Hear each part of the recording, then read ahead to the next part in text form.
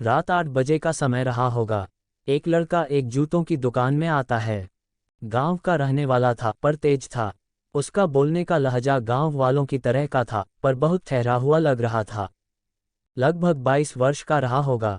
दुकानदार की पहली नज़र पैरों पर ही जाती है। उसके पैर में लेदर के शूज थे जो सही तरीके से पॉलिश किए हुए थे। दुकानदार, क्या सेवा करूं? लड़का, मेरी माँ के लिए चप्पल चाहिए किंतु टिकाऊ होनी चाहिए। दुकानदार, वे आई हैं क्या? उनके पैर का नाप। लड़के ने अपना बटुआ बाहर निकाला। 4 बार फोल्ड किया एक कागज़ जिस पर पेन से आउटलाइन बनाई दोनों पैर की। दुकानदार, अरे मुझे तो नाप के लिए नंबर चाहिए था।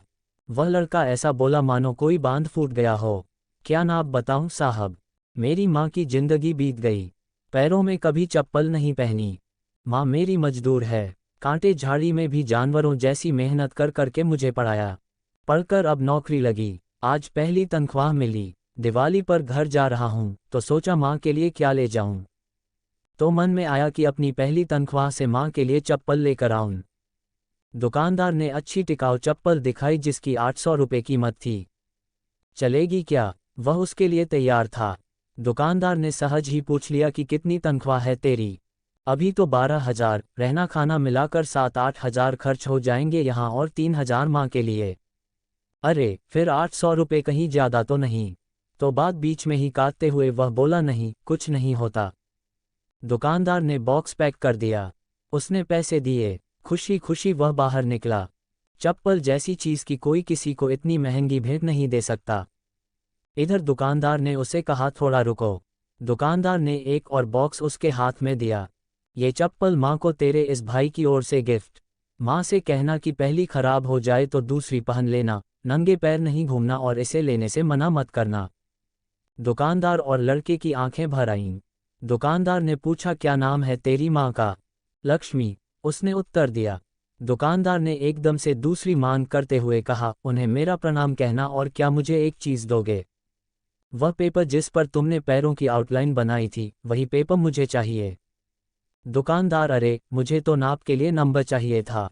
वह लड़का ऐसा बोला मानो कोई बांध फूट गया हो। क्या नाप बताऊं साहब? मेरी माँ की जिंदगी बीत गई।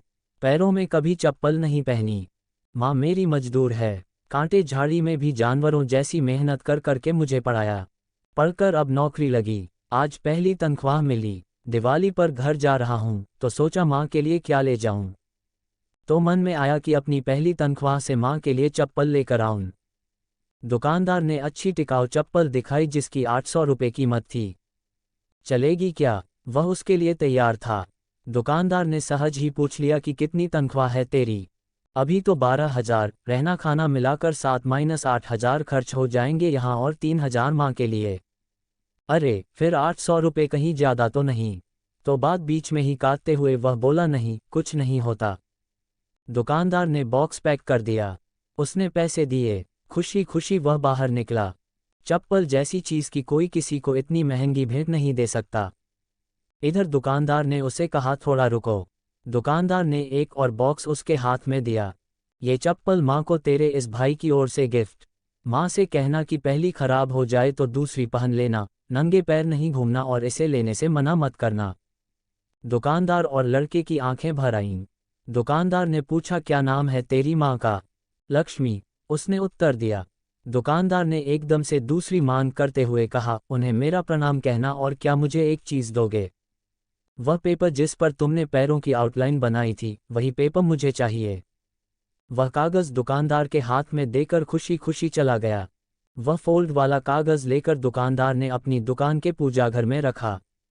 दुकान के पूजाघर में कागज़ को रखते हुए दुकानदार के बच्चों ने देख लिया था और उन्होंने पूछ लिया कि ये क्या है पापा? दुकानदार ने लंबी सांस लेकर अपने बच्चों से बोला, लक्ष्मी जी के पगलिए है बेटा।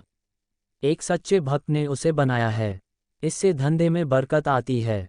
बच्चों, दुकानदार और सभी ने मन से उन पैरों और उसके पूजने वाले बेटे को प्रणाम किया।